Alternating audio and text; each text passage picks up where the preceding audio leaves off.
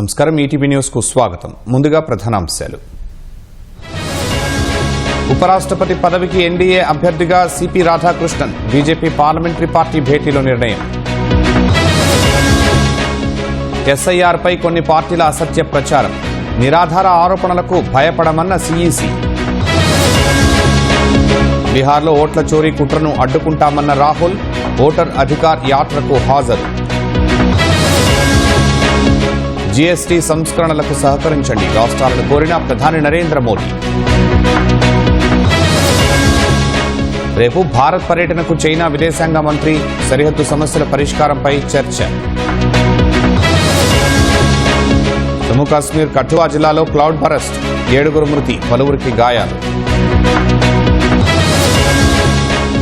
రేపు ట్రంప్తో భేటీ కానున్న జెలెన్స్కీ, హాజరు కానున్న ఐరోపా దేశాల నేతలు.